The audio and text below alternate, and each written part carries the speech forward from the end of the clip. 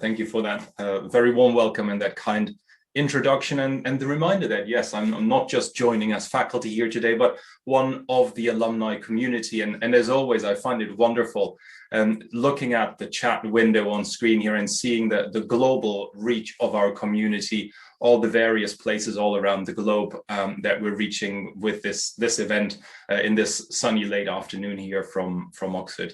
As Viola said, I'm a member of the Center for Professional Service Firms here at the school. I'm also the director of the recently founded Oxford Leading Professional Service Firms program, an online program that is born digital and tailored towards the needs of those leading professional service firms. And I will use tonight's session to share the guiding framework of that course and to enjoy a conversation with Chris and Tania about, well, is this really just for those who lead professional service firms, as in lawyers, accountants, consultants, investment bankers, or engineers? Or are we now living in this learning economy where actually it is always about orchestrating experts, no matter what sector you lead in, but also is it about the question, how do we get experts to orchestrate? So we're thinking both about your potential role as leaders, orchestrating other experts, or how do we create orchestrating experts, as in technical specialists who acquire this rare skill to kind of look up and take care of the bigger picture and become strategic leaders throughout their organizations. That will roughly take us to maybe the first 20, 30 minutes of this session. I'm very much looking forward to the reflections from Chris and Tania at this point before we go into some breakout groups where, of course, we're hoping you will enjoy lively conversations with some of your alumni peers. So some of the insights we might be working towards today is this notion of, if we think of ourselves as technical experts in a learning economy, what actually is our contribution to competitive advantage? How are we taking our organization forward? What is the role of orchestration as a metaphor for leadership, especially when it comes to leading groups of experts? How do we grow our own reputation? How do we create our own leadership brand through compelling communication and create this kind of personal ability to connect and inspire, and then hopefully use those abilities to stay ahead of the competition through collaborative learning? As we are coming together as a community here, I would really enjoy if we spent the next roughly 90 minutes as interactive as possible. So if you do have questions or comments, please do use the chat. I can see that on screen and I will do my very best to keep an eye on that, but also feel free to use the raise hand function if you then would like to unmute yourself and ask a question. As I say, I'm very, very excited to hear from all of you. And so in a first form of interaction, I would like to know from you, in a single word ideally, what is your contribution to your organization's competitive advantage? What do you have to add, provocatively put? What would the organization be missing if you weren't there? If you just want to type that into the chat, ideally in a single word so I can keep an eye on it. Maybe there are multiple things and you want to make multiple entries, but what is your contribution to your organization's competitive advantage? Chris adds networks. Caroline as well. Oh, the Dipsy crew is networking. Okay. Fast turnaround of deliverables, speed of delivery. Rob adds direction, systemic thinking from Alison. Great. So we'll think strategic vision. So this kind of bigger picture, an interdisciplinary vision, agility. Sam adds, I bring myself. And I'm sure your organization would be a far poorer place if it didn't have you. And so very much the contributions actually that you show are very much about what we call orchestration. Eamon calls it joining the dots. That's a wonderful metaphor, what we're thinking about. But very often when we talk to technical experts or those operating in the learning economy, we hear as well, I deliver my expertise. Very broadly defined in an organizational context as all forms of knowledge, technical qualifications, capabilities, skills, tools, sector, client knowledge, and client, I take both internal clients as in your internal stakeholders, as well as external clients you may be serving. But the question is, as it quickly pointed out, well, that expertise is kind of a bit underwhelming unless we manage to turn it into services. Again, we just read about the quick turnaround time, this notion of how do we apply all of those capabilities in a way that is truly relevant. The key challenge for leaders and experts here is like, how do we make sure that we're actually stay relevant in a world that changes incredibly quickly? And how do we deliver in a way that actually matches the preferences of those we work with? But then in a world of social media and hyper-connection and in such a noisy and crowded marketplace, actually, how do we stand out and make sure that we are not just relevant, but we also get recognized for the great work that we're doing? How do we build reputation? For ourselves, personally, think about what's your personal leadership brand, if you will, both within your organization and in the sector of the broader market. What is it that you are known for? And that is not just your competence, as in what can you do, but also thinking about your character, who you are as a person, your integrity, your trustworthiness. How do people recognize you? What are you recognized for in the market? And then finally, based on that, what are the relationships that you are able to have? Because invariably, the reputation that we have, both inside our organizations and within the broader market, will affect the relationships that we can have, but also the relationships that we need to have. Now, you can probably see from the visual here that obviously these things are somehow loosely connected. You would not dream of delivering any sort of service without drawing on your expertise. Your service delivery, whether you want it or not, will affect your reputation for better or worse. And as I just alluded to, that reputation will affect the relationships you can have. But the key question is, in a learning economy, not even a knowledge economy where it is about information, data, and we think about it in a more static way, in a learning economy, which is all about remaining agile and continuously updating what we know and how we can deliver it, somehow we need to make sure that these different elements come together in some form of virtuous circle that continuously reinvents itself. And that's where we start to think about this notion of orchestration. So why do we think about orchestrating experts? Why do we think about leadership as orchestration overall? We could have thought about different images. These could be the ingredients to a fine dining dish, and we think of leaders as high caliber chefs. Expertise, service, reputation, relationships could be colors on a palette, and we think of you as an artist producing an astounding picture. But the difference in leadership experts is, of course, that you are bringing together fellow humans. And that is what orchestrators, conductors do. How do experts become orchestrators, and why do experts need orchestrators? So on the one hand, it's all about transitioning from the sense of expertise to enablement. And you beautifully reflected that in all your various comments that you just shared in the chat with us. And that also means that we need to step out of our comfort zone of knowing. Having spoken to people throughout the pandemic, especially senior executives, that seems to be one of the most difficult things at the moment. Stepping into the unknown, leaving behind the sense of control and comfort that your mastery of the subject provides you with, and step into the unknown where you have to influence rather than control, bringing out the best in other people, enabling others to bring their A game. And that also means that as you rise through these leadership ranks, you have to shift your mindset from ego, where everything is about you, to eco, where everything is about the ecosystem, the broader strategic vision, the bigger picture. Fundamentally, if we think of experts as virtuoso musicians who are very focused on the sheet music right in front of them, transitioning from expert to orchestrator is about lifting your gaze, taking in the bigger whole, and thereby necessarily de-siloing your thinking. But it also means that we're not just thinking about the performance. Orchestrators are not just there with their fellow virtuosos when the spotlight goes on and the show begins.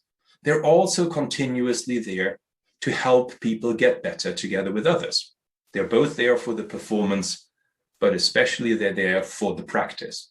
How do we bring together different kinds of expertise, different skills, different experiences throughout the organization to create a whole that is truly more grandiose than the sum of its parts? And that means finally, we need to shift the mindset from execution to environment. How do we create an orchestrating culture in which everyone, no matter what instrument they play, what diverse viewpoints and contributions they bring, everyone feels that they are welcome, that their contribution is welcomed, and that they can personally flourish. So we think about orchestration as a metaphor for leadership in these kind of expert-led, knowledge-intensive, learning-intensive organizations. But it is also a really useful metaphor to think about how we bring together these different elements of our competitive advantage and how do we link up this virtuous circle of continuous innovation. Let me quickly talk you through the different elements. The key question of relevance is, how do we bring more of our expertise to the service of our clients, internal or external? And we think about bundling. Like the image suggests, think about a toolkit, different elements of different types of expertise you can bring together. Think about digital transformation. How do you bundle digital into your current work? How do you connect people across different silos? How do you start conversations that wouldn't happen without you? How do you join up the dots? How do you put together teams and build diversity so that they can be more imaginative, they can be more innovative, and come up with new solutions and new services? But of course, it's also about how do you deliver these relevant results with excellence? How do you make sure that you deliver high performance, but also especially you deliver it in such a way that it lands with the other people, and it does so in a way that is trustworthy, transparent, predictable, and consistent. Now, while your service delivery will naturally affect your reputation, how can you then think about communicating more actively? It's basically the question, most people have a reputation with those who experience their work firsthand. But how do we build a bigger reputational footprint so that it's not just the people who directly work with you and who have already experienced the quality of your work to hold you in high regard, but how do we build a reputation that precedes you and basically influences people who you haven't worked with? So how do we think about, again, communicating your competence, what you can do for other people, but also how do we communicate for connection, this more human element?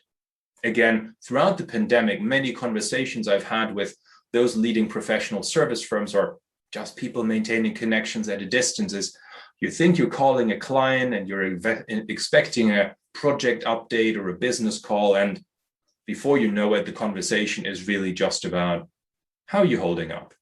How are you doing? As a person, not as a client. And we find that there is a lot more openness, not least to us connecting from home office to home office, living room to living room, to create much more of that human connection. But often we find that technical experts over-communicate their competence and under-communicate their connection.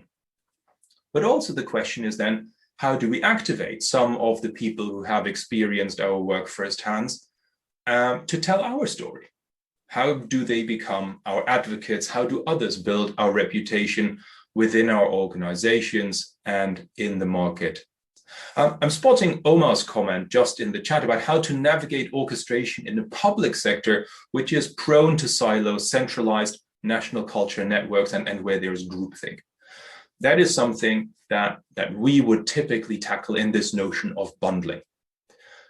It is not just a question of who is in the organization, but how we break down those kind of silos and how we make sure that everyone who is included in an organization or in a team feels empowered to contribute. So how do we create the psychological safety? How do we create the context in which everyone is allowed to speak up? It's basically, how do we make sure we listen to the quietest voice in the room? That is really at the heart of bundling, and you can then think about kind of creating cross-cutting structures. For instance, centers of excellence we often see in public sector organizations, which are really just about orchestrating and bundling, bringing together different types of expertise which have previously, or different services even, which have previously existed in very siloed ways, to start those kinds of conversations.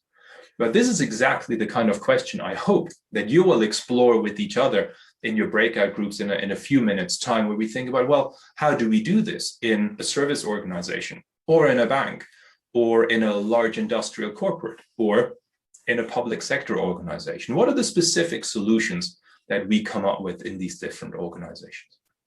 Continuing around our virtuous circle, the question is, as I said, how do we translate this reputation into new relationships? It's nice to have a good reputation. There's nothing wrong with it, but it's pretty useless until somehow we translate it into something else through what we call partnering, which is basically any activity that signals to others that you are willing to invest in the relationship, even though it currently doesn't pay. Some organizations think about secondments. At the extreme end, you might think about joint ventures, creating new IP together, all these things that really lock in the relationship between two partners for good, and that move from this kind of transactional basis of getting together to this more relational basis. And so how do we invest in the relationship? How do we maximize mind share with these partners, but also possibly generate some sense of lock-in, again, cementing this relationship for the long term? And then finally, the question is, how do we make sure that we use those relationships not just for selling, but for learning? Whenever I talk about relationship management, or we hear about client relationships management, of course, we think about the lifetime value of a client or a customer. We think about, how do we monetize this relationship? But the question is not just how do we monetize these relationships in the present, but also how can we leverage them in the long term? So how do we learn from our clients? Think about client feedback, deal reviews, project reviews, all those kinds of things. Also, how do we create spaces to learn with clients or customers? How do we create sandboxes and incubators where we can learn together, where we can experiment, where we can discover new ways of doing things and new ways of how not to do things? But also, how can we mobilize our capabilities to actually learn for our clients? What are our individual capabilities to help people look around the corner, spot weak signals, try to ascertain kind of what lies ahead? That's really where the leadership and the learning economy comes into its own, because it allows us to update our expertise. So the next time you encounter the same problem, you serve the same client, you work with the same stakeholder, you have an entirely different level of insight. Not just technical expertise, but insight into the particular problem, into the specifics of this particular client, customer, or stakeholder, and the quality, the relevance of your services become augmented. You build an even stronger reputation that will allow you to build even better, stronger, and deeper relationships. And that's why we call this framework the strategic swirl, simply in the way that it goes around faster and faster. And so to stay ahead in the learning economy, when it's all about dynamically accumulating new insights, the key question is, how do you make sure that your swirl spins faster than that of your competition? Thinking about, again, how do you bundle more of your current expertise into those services, communicate those services for greater reputation, and partner with a wider ecosystem of relationships to generate new insights and start the circle, start the swirl all anew. This is just a very, very quick overview of how we think about this expert leaderships, how we turn experts into orchestrators, but also why it is that in the learning economy, organizations need orchestrators. To conclude on how you may choose to consider this framework is, it scales seamlessly. Think about your personal leadership brand.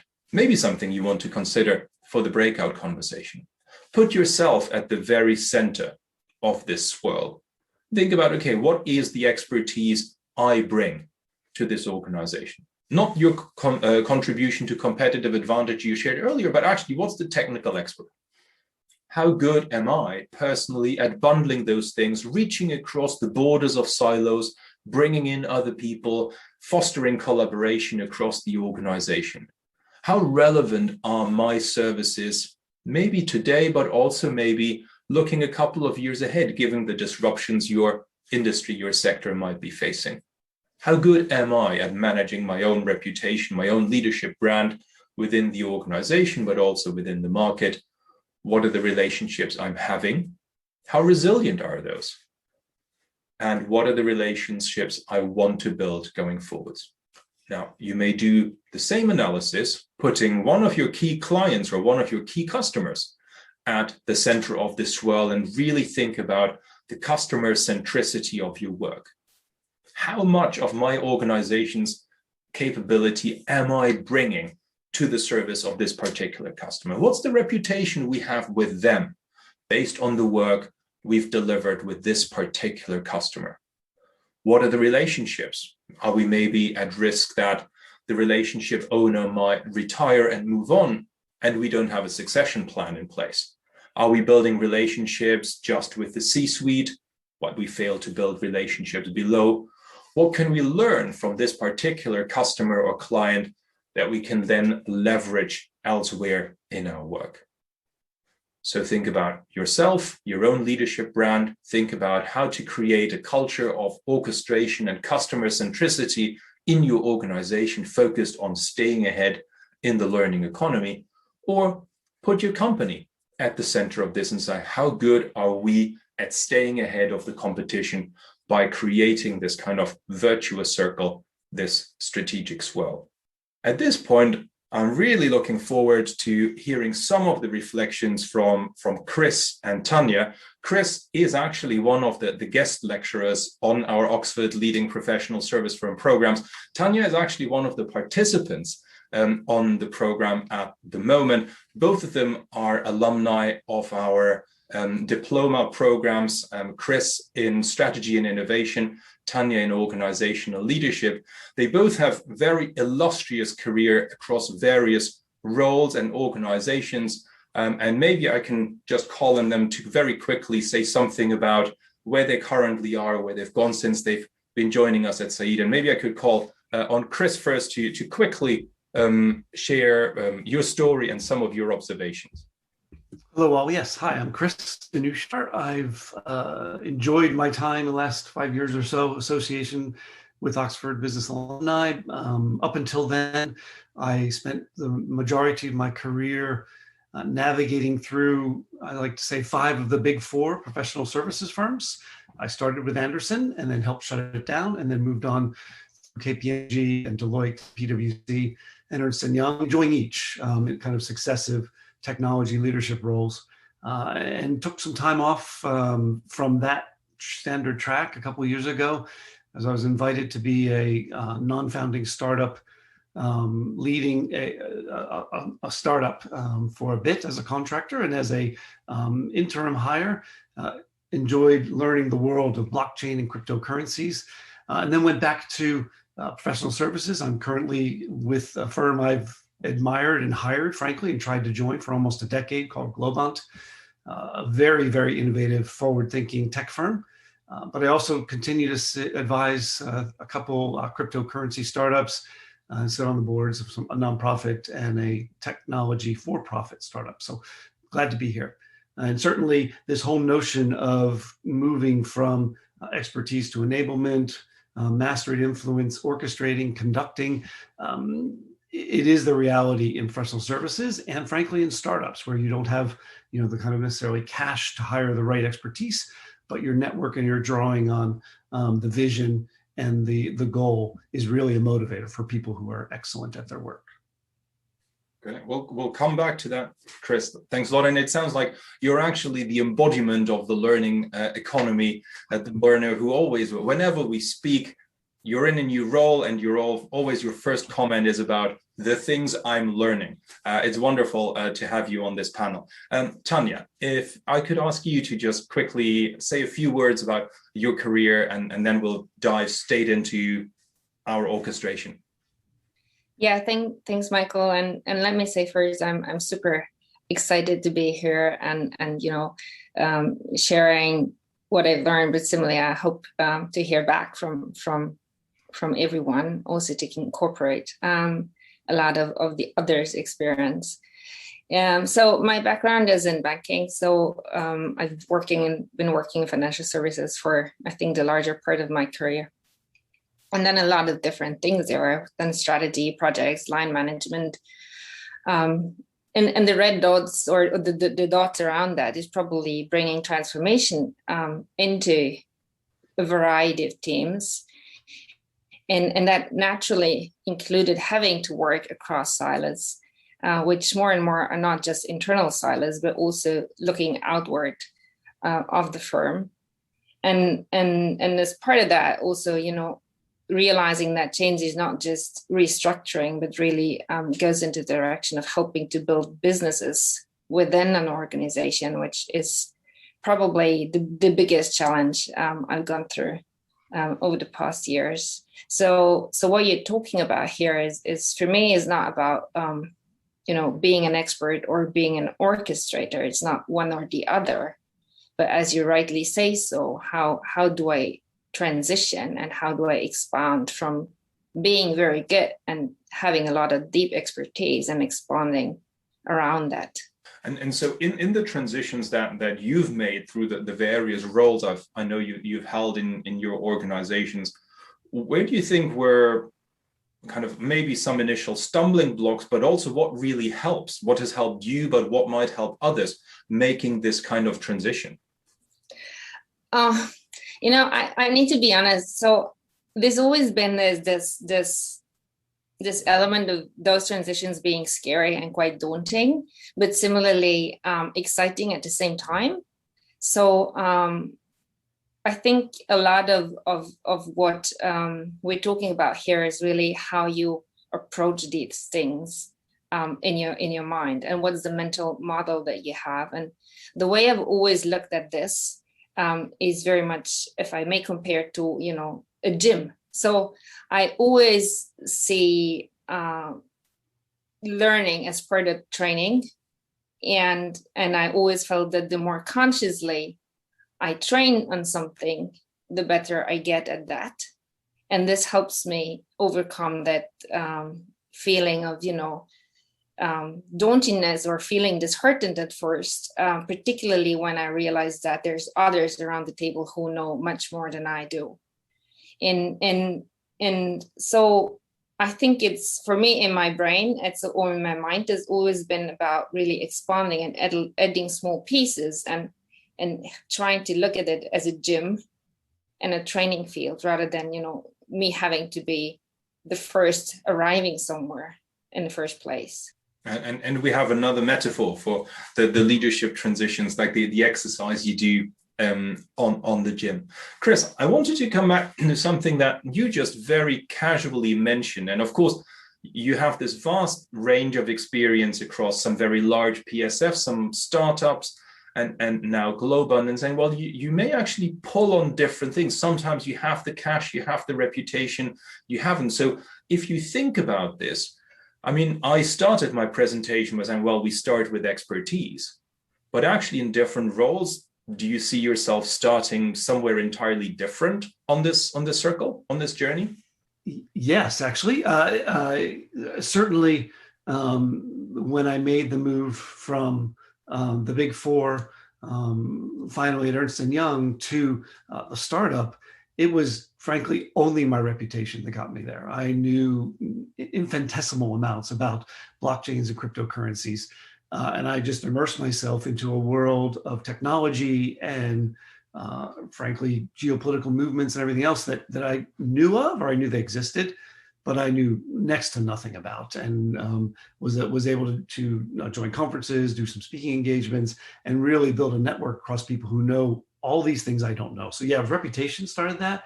I can think also as a second example, my most challenging kind of in scale and risk appointment to date was to build out and lead Ernst & Young's global audit digital transformation. And I certainly got that a bit from my expertise and a bit from my reputation.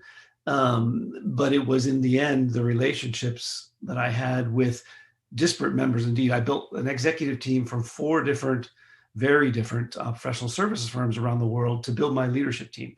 And it was a very dynamic, very strong head, very high expertise team. We almost killed each other multiple times, but focusing on the goal and making sure we're all pulling that way ultimately allowed us to do what, frankly, no one's done before. So yeah, absolutely. I draw or start from each of the 4, depending on the opportunity. Great, and it really illustrates very nicely. As I say, I spoke about this transition from orchestrator, from expert to orchestrator. That is typically one of the more junior, the transitions into leadership. But both of you have spoken about these transitions in leadership. And of course, you may find that as you change jobs or you want to reinvent yourself, the beautiful thing about a virtuous circle is that you can jump in anywhere. You have your personal reputation. That reputation allows you to unlock new relationships. And as you very humbly said, it allowed you to learn about things you knew very little before. But still, with that updated expertise, you started to deliver and built an entirely different reputation that actually transitioned from being a tech leader in a big 4 to being the CEO in a kind of a blockchain startup. And so I'm really intrigued how both of you instantly kind of latched onto this notion about, well, yes, as you transition in leadership, not into leadership. And of course, what you do there is then, while leading others.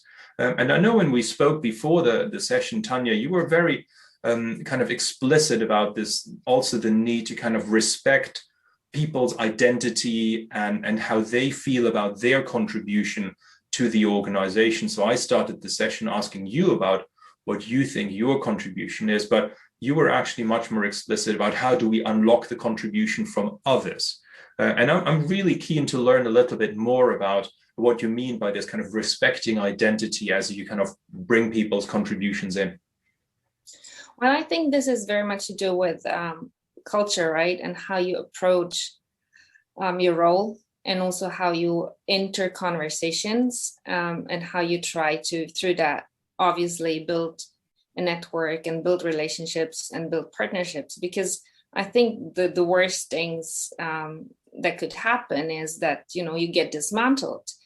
So I think the approach for me has always been very much of acknowledging what I know and what I don't know, and asking for help, and doing this by asking questions rather than trying to find solutions by myself. Because as I said before, for me, it's not just about being an expert somewhere, but adding on to that. And interestingly, once you get your peers or colleagues on the table, the question is, how do you get them to contribute? And this for me comes very much with recognizing where they come from, what they can add, and actually make them speak to that and giving them the spotlight. And that in turn has helped me to learn, and it has helped us build that relationship that, I could later on pull on and help me expand further. So it's very much about the tone and the approach, and really recognizing what I can do and where someone else is simply the better person to complement. Thank you. I'm just regretting that I didn't call on you earlier, because you would have given the perfect answer to Omar's question on how to overcome groupthink and break down those silos. And especially your reference to asking more and asking better questions. I think is really interesting, especially again in the day and age that we live in, where in a different study, a CEO told me, there's one surefire way these days to spot a fraud walking into your office, and that's the person who claims they have all the answers. So it is much more about asking the questions, but also I like the word you use, like giving the spotlight to others, which is, of course, very much in the spirit of orchestration, that you create the conditions that allow others to rise and shine. And that's what brings you out. And that's really this notion of kind of elevating your leadership. Now, as we talk about kind of knowing, not knowing, asking questions, having the answers, of course, I think we can't really talk about the learning economy and leadership in today's day and age with at least touching on the subject of what's the role in technology in all of this. And I know, Chris, that you've pretty much spent your career and built your career on understanding how does technology keep us at the forefront. So how do leaders best mobilize this? What is it that you're currently seeing in your work that helps leaders stay at the cutting edge? Yes, indeed. I've spent literally the first couple of decades of my career begging to be in the boardroom and trying to convince executive teams that technology is really an enabler, or it's important, or even it's intrinsic to their business, when that wasn't the perception. And now, in the last 5-10 years, the opposite is true. I don't have to beg anywhere. They know they need technology insight. So it's everything from, instrumentation and kind of properly disclosed, privacy aware, enabling of the way people use technology to give you clues and signals as to what's working and what's not. We see a lot more, and indeed at my current firm, we're doing over a half a dozen machine learning, artificial intelligence, augmented organization projects, where it's everything from the way we recruit, to the way we staff, to the way we code, to the way we share knowledge. It has a machine learning kind of amplification and augmentation to it.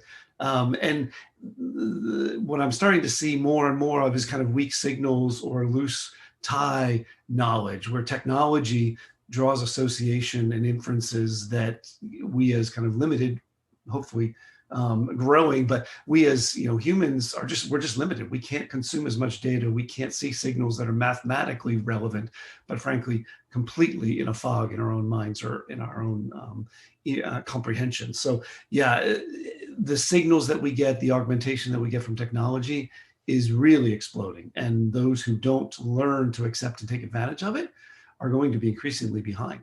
Mm-hmm. And I like it how you use the word. Well, typically we talk about artificial intelligence and the displacement of human, but you're very explicit about kind of augmented intelligence and the way in which obviously humans are going to work alongside algorithms and make better decisions through those kinds of things. Thank you very much, both of you, for giving us a lot to think about, and I think sparking where the conversations might be going next. And so I suggest that we now take some time to go into breakout groups to hopefully continue those kind of conversations around a few simple questions that you are invited to consider, but it's really about you making the most of your connections. And this is your task, if you will. A framework that I sometimes use to structure the thinking of executives in our executive education courses. How do we want to think differently? So how are you going to think differently about orchestrating experts, your contribution to competitive advantage from them? But also thinking about, if you believe that building momentum in this kind of flywheel, this kind of strategic swirl is important, how would you act differently to build that kind of momentum? What would be the first step, the first nudge? Most of you, not all of you, are senior enough in your organizations. If you start changing your behavior, people will notice. People will imitate your behavior, and you start a movement. But also, if you think about building your own leadership brand or developing an account or developing your organization, what has to stop? Again, one of my favorite quotes, working with some CEOs, someone said, look, when you look at these leadership transitions, everyone tells you the things you need to learn. Nobody tells you about the things you need to unlearn. So, and what we do as we transition in more senior leadership positions very often is that we layer on responsibility after responsibility, and we set ourselves up for burnout, personal well-being issues, and mental health problems. So as you start to adopt new actions to build momentum from orchestration, take a close and careful look at your diary, the way you spend your time. What should you really stop? How do you declutter your day? But finally, we also want you to think that you are not alone. Tania spoke very eloquently about getting help, bringing others in, mobilizing others. So what are the new structures, habits, or cultures that you may want to build in your organization? What are you going to create together with others? I hope that these questions give you something interesting to talk about in your breakout. We suggest that we spend 20 minutes there, and then we will come back for a kind of broader reflection back in the plenary. But for now, I hope that you will enjoy the conversation with your peers, catching up with others from our alumni community in your various breakout conversations. Enjoy your conversation and see you back here in 20 minutes. Back to the plenary for a broader conversation that we might have. And I suggest we can just broadly structure our conversation around these kind of 4 steps, if we want, again, this question about, okay, how do we want to think about this? How do we want to act differently going forward? Also thinking about what maybe needs to stop in the way we lead, or what are the things that we need to create. And here I'm really just opening up the floor. I don't know, questions that you have arisen that you would like me to address, or maybe some exciting conversations that you would like to share with those who were in other groups. Yes, thank you, Michael, for giving me the opportunity, and welcome to everybody in this very interesting session. Michael, I'd welcome your thoughts. Experts, as you know, are highly skilled, highly experienced in their area or in their domain, and to achieve consensus amongst them in order to progress and achieve the objective of a business within an organization, or the organization fraught with difficulty, is the only way to achieve that consensus through a top-down mandate, i.e. a mandate from your key stakeholders or your management board, or are there other ways of trying to achieve consensus amongst experts? In my experience, the only way to get experts to agree, often within very short time periods on critical matters, is to essentially clothe myself with the authority or the mandate of senior management. Thank you very much. Yeah. I think you're really cutting to the heart of the challenge of leading experts. And I think the problem mostly is that if we assume or accept that others are more expert than us, then assuming this authority is like, well, you're the technical expert, but I'm the senior management, therefore I shall make the call. That can be quite risky. And so typically we find that, I mean, many have likened the leadership of expert-led organizations to herding cats, which sounds very similar to your challenge there. So it is typically much more about soft power, and therefore very often we find that, of course, expertise gives a lot of power. It's typically not so much the hierarchical positional power that works with experts. Again, as I said, number one, because it is risky. Number two, you're very dependent on those people, and very often actually what we're asking them to deliver is their discretionary effort. They're kind of going the extra mile, going above and beyond. And very often when they then find that their efforts are actually cut short by someone using positional or hierarchical power to stop that, then that is very, very tricky. One of the key resources that we have seen that is often then successfully leveraged is actually the voice of the client or the project or the deadline. The question is basically, how do you force experts to come together and to come to a decision and an agreement between themselves, because further deliberation will, I don't know, miss the deadline on a deal or undermine a project. I would really advise against just saying, we're doing this because I say so, but it's typically about pointing to some very negative consequences when it goes forward. So I did my doctoral, as an example, I did my doctoral research on the integration of global law firms. And lawyers apologies to those on the call, can struggle to agree at the best of times. They really struggle to agree when it comes to cross-border interdisciplinary deals. But the key thing that really galvanized their integration was actually a client banging their fist on the table and saying, look, it's bad enough that we're disagreeing with the counterparty. I can't deal with my own lawyers disagreeing on things, so you sort it out. That becomes a very powerful catalyst for consensus, but it's rarely the in-house voice that kind of drives those kind of things. But I would also be keen to hear from others on the call who've probably been in this situation as well and have experienced it firsthand. If you have something to say about that, if you want to quickly pop it in the chat, I'll come to you back later. But otherwise, I noticed that, Eamon, you've raised your hand as well. Yes, Michael, we had a very deep, rich conversation. In fact, so much I just ran out of paper joining the dots. But one theme that we uncovered veered towards the beneficiaries of expertise. And one conversation theme was about customers, because in essence, for many organizations, customers are experts. They have sometimes better ideas, insights, they know their needs better, and ultimately they will buy or sell your service or product. But also in terms of expertise and routing expertise through to the beneficiary, we talked a lot about the mediating bodies such as regulators or governments or agencies such as the UN.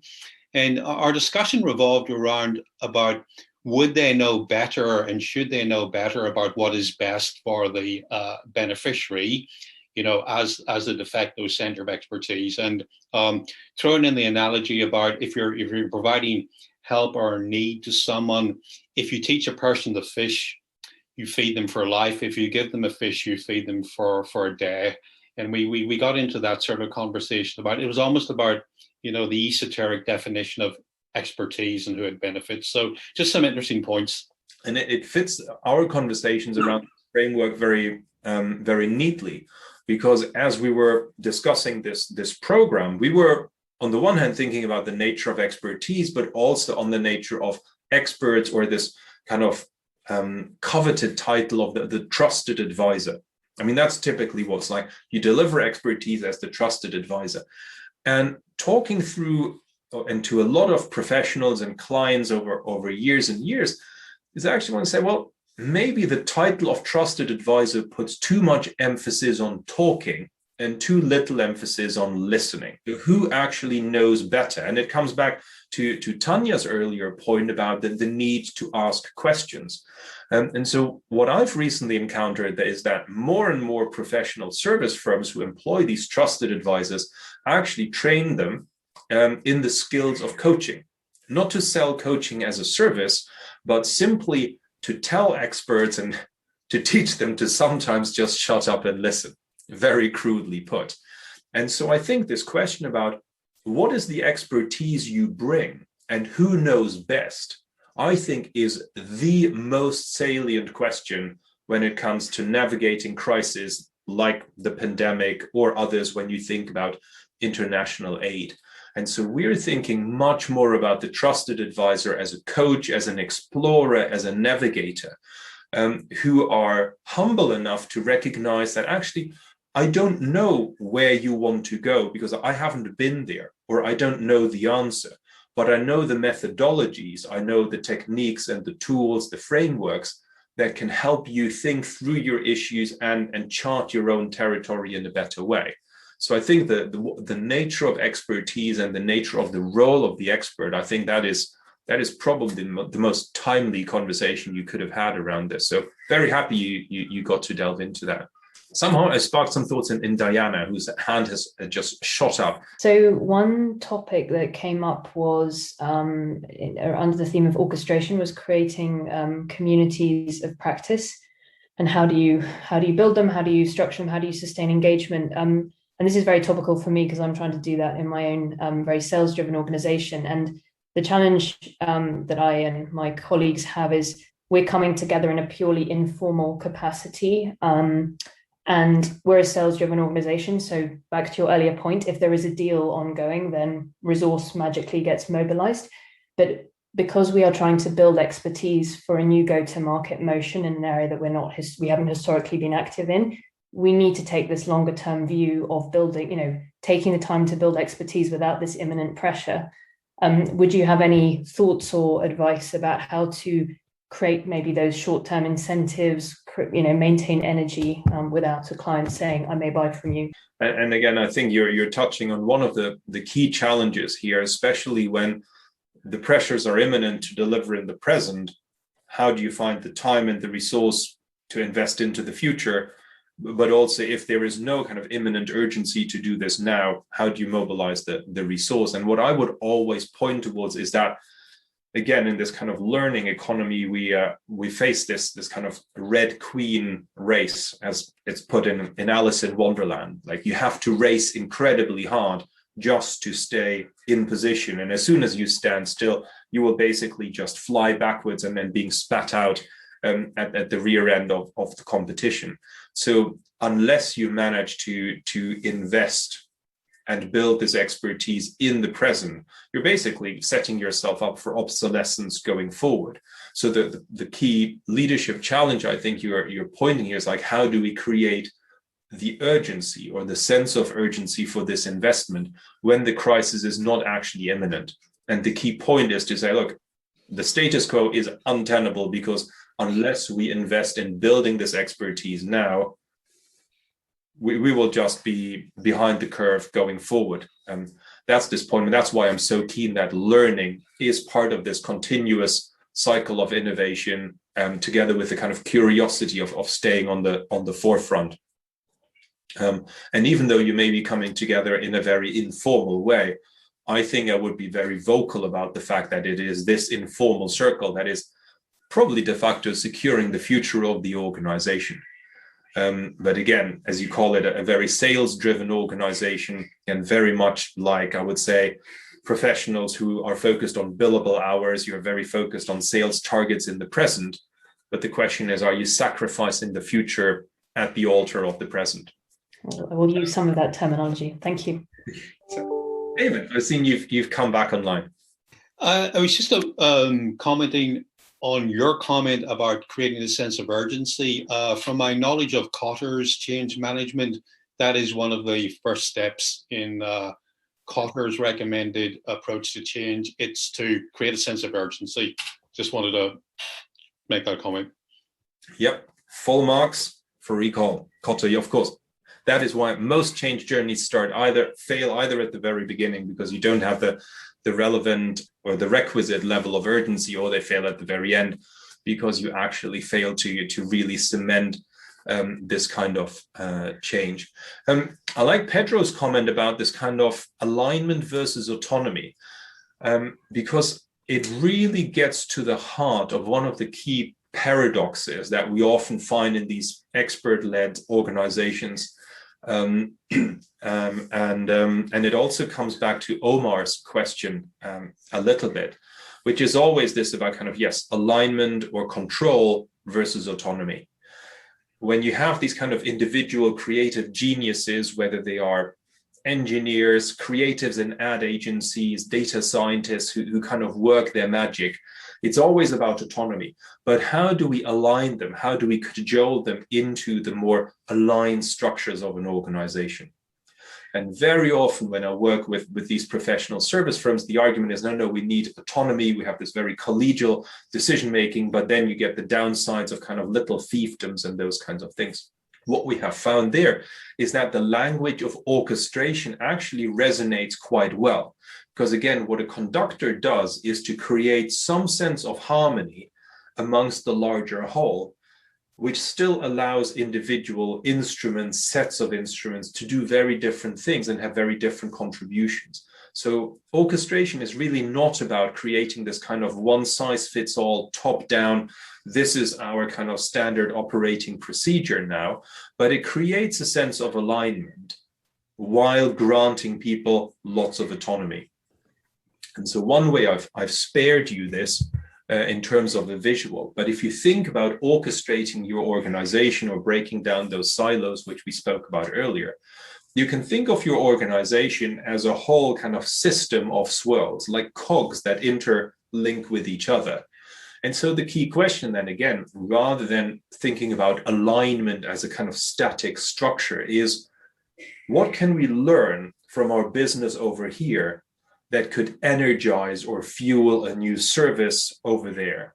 What can we deliver over there that would build a reputation that would allow us to unlock a new reputation and therefore maybe enter a new market over there? So how do you align these different swirls in ways that they mutually energize each other rather than block each other or grind each other to a halt? So that's really so Pedro is this kind of interplay of both autonomy and alignment. That's really what we think orchestration is about. It occurs to me in one of the nonprofit boards I sit on, the new CEO is essentially lobbying and making the case for an executive role called the Chief Collaboration Officer, whose job is exactly that, to make sure that the organization and its various divisions and parts are collaborating. It's somebody's job to make sure that the learnings in one is being applied well everywhere, the failures in another are being applied everywhere. Have you seen this notion of a Chief Collaboration Officer as a executive role at all? Not necessarily as an executive role, but one firm that I think actually does this kind of swirling exceptionally well is Arup, Uwe Arup & Co., the civil engineering firm. And they have this role almost like an emeritus role. So as you come to the end of your career and you are this kind of larger than life figure, you have people who really just have this 30,000 foot overview and float across different teams. They're not really part of delivery, but it's really about, you're having this problem over there. I'm pretty sure I've seen somebody else solve this problem somewhere, and you create these connections. You really provide this kind of sense of orchestration. We see more structural forms, as I mentioned earlier, where organizations form centers of excellence. Again, where you bring these kind of interdisciplinary structures together to overcome this sort of siloing.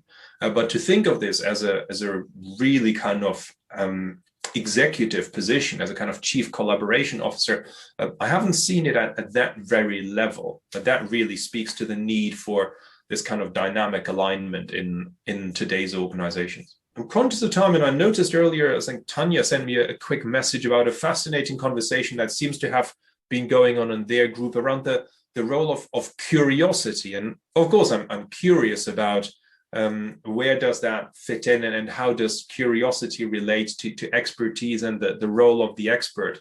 Yeah, we spoke about curiosity when hiring new staff, whether it is preferable to focus on expertise or on curiosity. And I mentioned from a lawyer's perspective, which I am, yes, you need the expertise, but I would have a preference, say, for the extraordinary, the atypical, those who manage to get out of an impasse, those who manage to go untrodden paths, to have shown creative ability to find new solutions. So curiosity to get out of the comfort zone and go new ways is certainly something which is an expertise beyond the pure technical skills and the standard pattern qualification, so to speak. So curiosity also helps to translate different fields of learning into each other and combine skills and perspectives for better collaboration and better results. That was a shortcut of what we spoke about. Right, and it was a wonderful solo of closing remarks, really bringing us back to what I think is going to be the superpower in the learning economy. Because what you've just told us about, yes, when we're experts, it often predisposes us to think in kind of ways that are inside out. I have my expertise to sell, and that is relatively static. Whereas curiosity fundamentally turns that perspective, and you start to bring outside in. It is this kind of fundamental and continuous, relentless drive to learn to update your expertise, as you say, to find your way out of an impasse, and to combine things in new ways. And absolutely, for leadership and the learning economy, it is about curiosity. And that means actually celebrating not knowing, because that's what curiosity is. But normally in our organizations, we celebrate knowing. And in a way, we set the wrong incentives in this way, that we suggest people stay on safe ground because we expect them to know. But again, as the past year has shown us, that safe ground is often very, very elusive. And it's much more about this curiosity of coming up with new solutions that then create solutions to the big problems we have. I'm afraid we've come to the end of our time together. Thank you very much for joining, but please do stay in touch through various social media, if you will. As I mentioned, this framework is the fundamental architecture behind our Leading Professional Service Firms program, which we've just launched in collaboration with Get Smarter. If any of you are interested, you will see more of Chris there if you want. But for now, all that's left for me is to say thank you very much for your very lively engagements, for your comments and your questions. And I'm handing back to Viola. Thank you very much.